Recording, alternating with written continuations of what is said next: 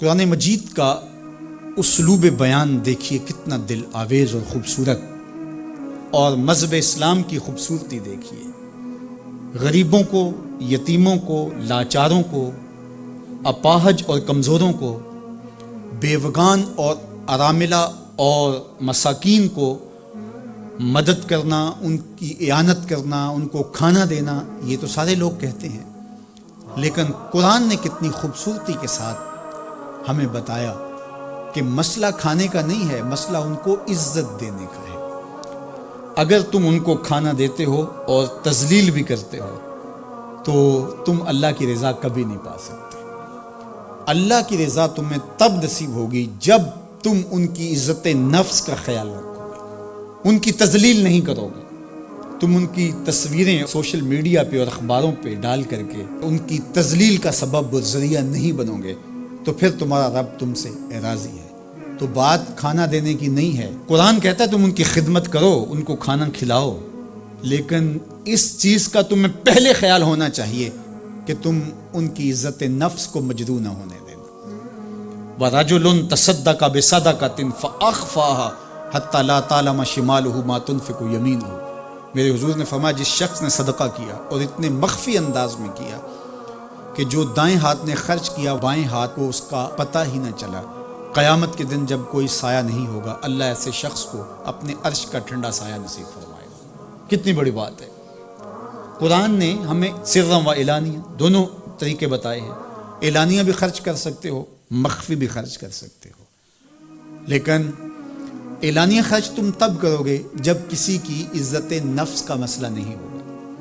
آپ مسجد کے لیے فنڈ مانگ رہے ہیں، کوئی بات نہیں، یہاں تو کوئی ایسا شخص نہیں ہے، لیکن کسی ایک شخص کو دے رہے ہیں تو پھر آپ کو اس بات کا خیال کرنا ہوگا، اس وقت پھر مخفی کرنا تمہارے لیے ضروری ہے۔ اسی طرح اگر تم ترغیب کے لیے کر رہے ہو تو کوئی بات نہیں ہے، لیکن اس میں بھی تم یہ خیال رکھو کہ ترغیب میں بھی کسی کا دل نہ دکھنے پائے، کسی کی تصویر نہ آنے پائے۔ ترغیب دلانے کے بہت سارے طریقے ہیں، لیکن ترغیب دلانے سے قبل اپنے دل سے سوال کر لو ترغیب کے پیچھے چھپی ہوئی کہیں ریاکاری تو نہیں ہے۔ چونکہ ریاکاری جو ہے یہ کالے پتھر پر کالے رنگ کی چیونٹی چلے تو اس کی چال سے بھی زیادہ باریک ہے، تو یہ بڑی باریک چال ہے۔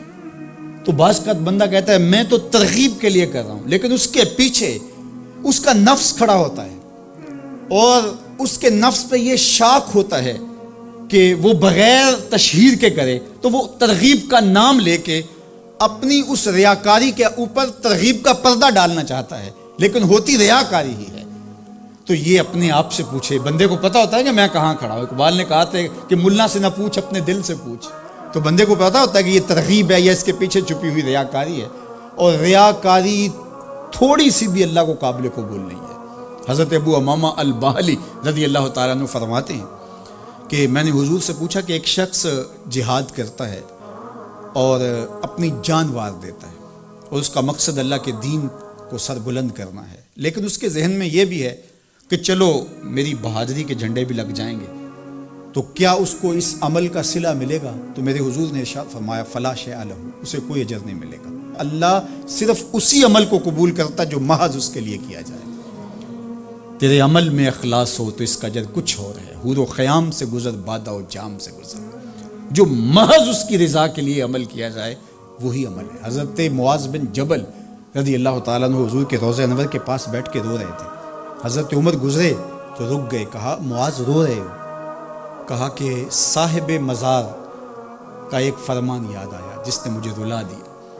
تو کہا وہ کیا فرمان تھا؟ کہا ایک دن حضور نے کہا تھا تھوڑی سی ریا بھی شرک ہے، تھوڑی سی ریا بھی شرک ہے۔ تو ضرور رکیے، آپ ترغیب کا نام لے رہے ہیں کہ میں ترغیب دینے کے لیے کر رہا ہوں، لیکن ذرا ایک لمحے کے لیے رک کے اپنے آپ سے سوال کر لیجئے ترغیب کے پردوں کے پیچھے چھپی ہوئی کہیں ریا تو نہیں ہے؟ اگر ریا کہیں چھپی ہے تو عمل ضائع ہو گیا، عمل برباد ہو گیا۔ کیتی کتری پئی کھو محمد تے سکہ بنیا زردہ، سب کچھ برباد ہو گیا۔ اس لیے محض اس کی رضا کے لیے ترغیب بھی اگر آپ کی نیت ہے تو اس سے قبل اچھی طرح اپنے آپ کو جانچ لیں کہ ہم کھڑے کہاں ہیں۔ اللہ اکبر۔ تو کہا کہ کلا بل لا تکرمون الیتیم، تمہارا مسئلہ یہ ہے کہ تم یتیم کی تکریم نہیں کرتے ہو، عزت نہیں دیتے۔